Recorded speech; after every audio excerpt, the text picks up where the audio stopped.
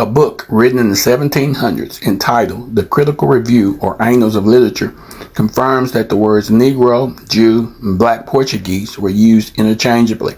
Here's an excerpt. King John II in 1492 expelled all the Jews to the island of St. Thomas, which had been discovered in 1471, and to other Portuguese settlements in the continent of Africa. And from these banished Jews, the Black Portuguese, as they are called, and the Jews in Loango, who are despised even by the very Negroes, are descended. Wait a minute. Negro, Jew, Black Portuguese, descended from the Negroes, West Africa. Wake up. These are the same Hebrews who were shipped to the Americas during the slave trade. In a 1600s book called America, being an accurate description of the New World, the author documents that Negro Jews had been forced from Portugal and shipped to Guinea, Angola, and St. Thomas, all of West Africa. Why? Because they refused Roman Catholicism. It was from West Africa that the same black Negro Jews were shipped to the Americas. Here's an excerpt describing the acts of John III, King of Portugal. For he sent new inhabitants who settled in Guinea, next in Angola, and lastly on the island St. Thomas, that so they might be better used to the air. That the said king sold all those Jews for slaves that refused to embrace the Roman religion, and caused their children to be baptized, from whom coming thither in great number, most of the present inhabitants were descended. Wake up.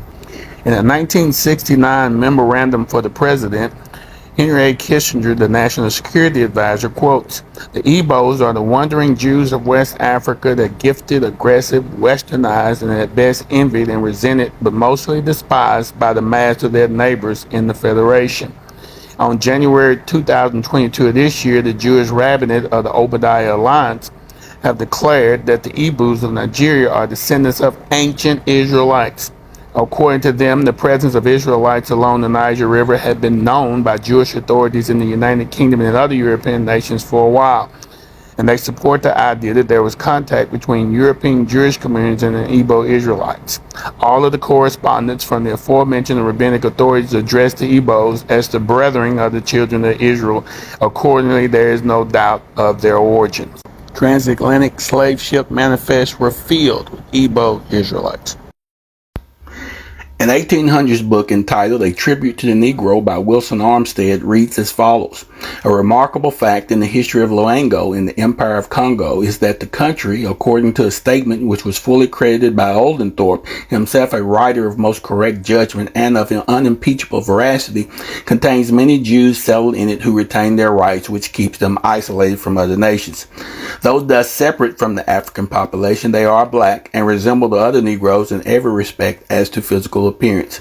It is probably an allusion to this case that Pennington in his textbook says the descendants of a colony of Jews originally from Judea settled on the coast of Africa are black. Their teeth are generally good. Their hair is woolly.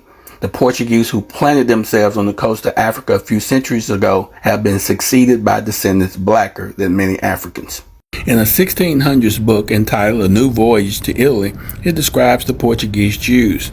He said it's a vulgar error that the Jews are all black, for this is only true of the Portuguese Jews, who marrying always among one another beget children like themselves, and consequently the swarthiness of their complexion is entailed upon their whole race, even in the northern regions. But the Jews who are originally of Germany, those, for example, I have seen at Prague, are not blacker than the rest of their countrymen. Why are they not blacker than the rest of their countrymen? In an 1800s book entitled History of the Jews confirms that the German Jews are converts. It states that the 8th century is celebrated by Jewish writers for converting Khosar, a pagan prince, to their belief.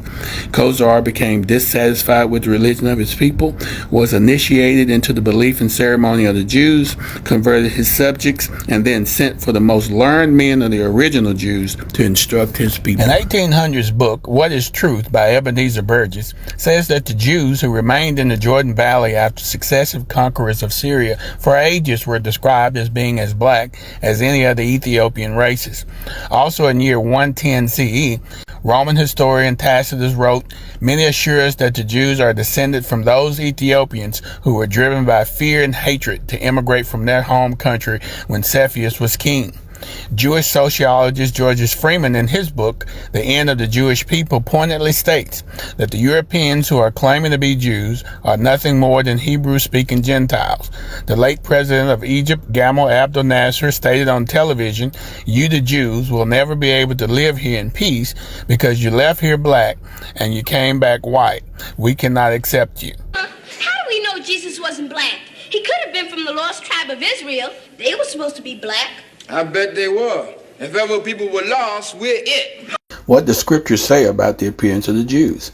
Solomon in the book of Lamentation describes the Jews when they are going through a famine. In Lamentation, he says their visage is blacker than a coal. He also says our skin was black like an oven because of the terrible famine. Job 30:30 says, "My skin is black upon me, and my bones are burned with heat." The bride in the Song of Solomon says, "Look not up on me because I am black, because the sun has looked up on me." She also says, "I am black but comely, O you daughters of Jerusalem, as the tents of Kedar, as the curtains of Solomon." What do the tents of Kedar and the curtains of Solomon look like? They are made from the hair of the black Angora goats. In Revelations 1:15, Yeshua says his feet are like unto fine brass, as if they were burned in a furnace. What does brass burned in a furnace look like? Why does it matter? Because truth always matters. The two elements required for a true worshiper is spirit and truth. They that worship him must worship him in spirit and in truth.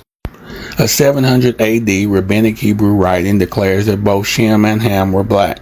This writing, entitled The Chapters of Rabbi Eleazar the Great, declares he especially blessed Shem and his sons, making them dark but comely.